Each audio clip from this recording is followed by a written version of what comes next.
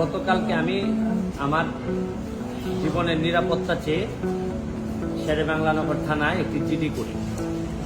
জিডির বিষয়টি হচ্ছে গিয়ে যে গত বৃহস্পতিবার সংসদে থাকাকালীন সময় আমার এলাকার যিনি অফিসার ইনচার্জ উনি আমার ফোন দিয়ে জানালেন যে স্যার আপনি একটু বাড়ি আসলে আপনার সাথে আমার একটু বসতে হবে, গুরুত্বপূর্ণ কথা আছে।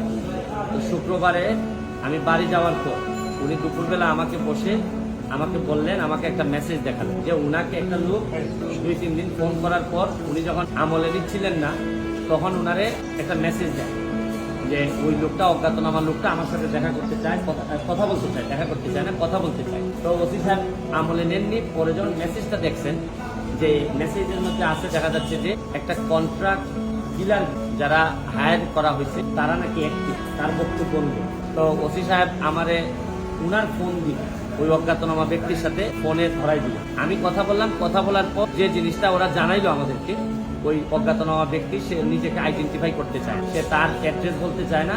সে বলে যে আমি নিজেও ওই কিলার গ্রুপের মেম্বার ছিলাম, যখন আপনার নামটা আসবে আপনাকে হত্যা করতে হবে, তখন আমি বলছি যে না, আমি এটা পারবো না। কারণ উনি ওই লোকটা সিলেট, সে আমার কাজকর্ম সম্পর্কে জানে, এই জন্য সে কোনোভাবে রাজি হয় নাই। তখন সে বলছে যে আমার বিষয়টা হচ্ছে গিয়ে, তার বক্তব্য অনুযায়ী আমার বিষয়টা হচ্ছে গিয়ে আমি আপনাকে একটা ওয়ার্নিং দিচ্ছি, আপনি এই 2-3 দিন আপাতত ঘরের বাইরেই যাবেন। তো এইটা শোনার পর আমি নর্মালি এর আগে অনেকবার আমি মৌখিকভাবে বা আমার পিএস এর মাধ্যমে বিভিন্নভাবে আমি থ্রেট করেছি, এগুলো আমি আমলে নেই, কারণ এগুলা সামনে বললে একটা প্যানিক তৈরি হইতে পারে, এই জন্য আমি কখনোই সামনে নিয়ে আসিনি।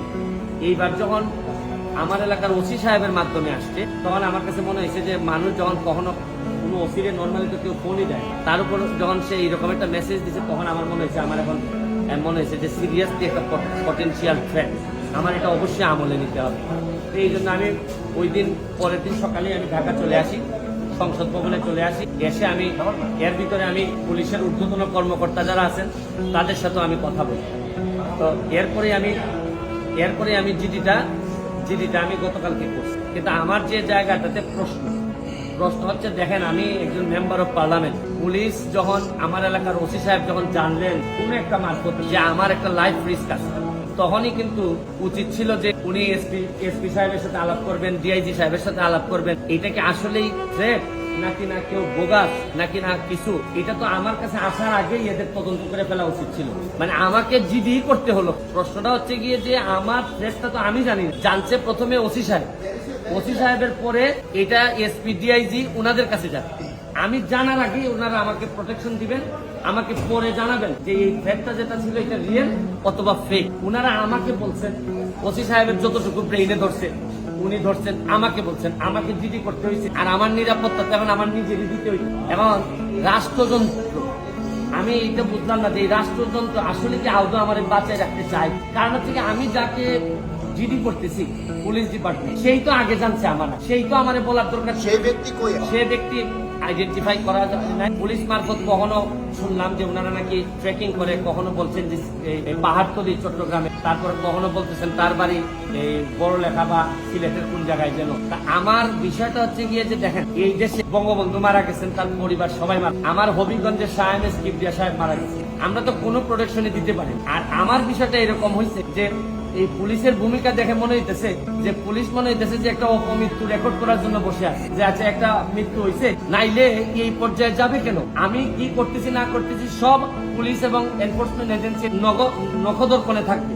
কারণ এরা খবর নেয় না বলেই লোকগুলা মরে, আর এরা খবর নেয় না বলেই বেনজিররা এত ধনী হয়, এরা খবর নেয় না বলেই মতিউররা এত টাকার মালিক হয়। কারণ এরা তো থাকে কারে কোন জায়গায় বদলি করবে, কারে কোন জায়গায় জায়গা মতো নিজের লোক সেট করলে অনেক টাকার বাণিজ্য হবে, এইসব অভিযোগ এদের বিরুদ্ধে। যার কারণে আমার কষ্টটা এখানে, আমার এই মরতে কষ্ট নাই, আমার দুইটা কষ্ট। একটা হচ্ছে মরে গেলে আমার এলাকার মানুষের কি হবে, এটা আমাকে কষ্ট দেয়।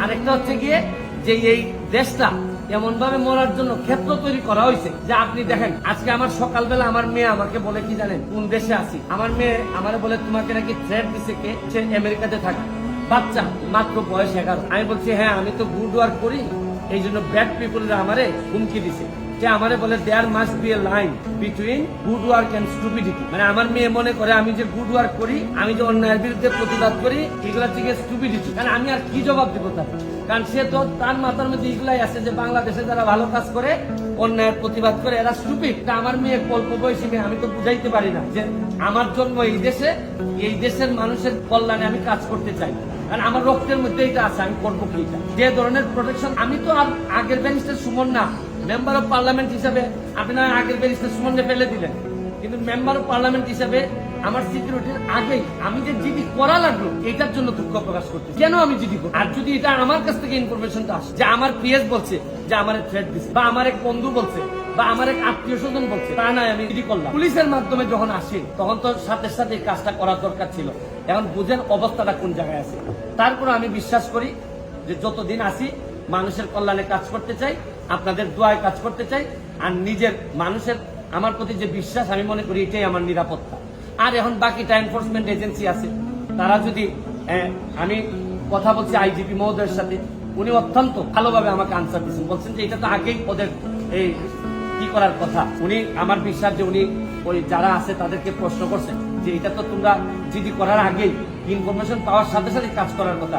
একমাত্র আইজিপি সাহেব, বর্তমান আইজিপি সাহেব, উনি আমার অ্যাঙ্গেলে উনি কথা বলছেন। আর বাকি যারা আছে সবাই মনে হইতেছে যে সাক্ষী দেওয়ার জন্য বসে আছে, আমি কখন মরবো, মরলে পরে সাক্ষী দিবে। আমার এলাকাটা কিভাবে চলছে বুঝেন না আপনারা, কারে কোন জায়গায় সেট আপ করবে, এইভাবেই চলছে। থ্যাংক ইউ, দোয়া চাই সবার কাছে।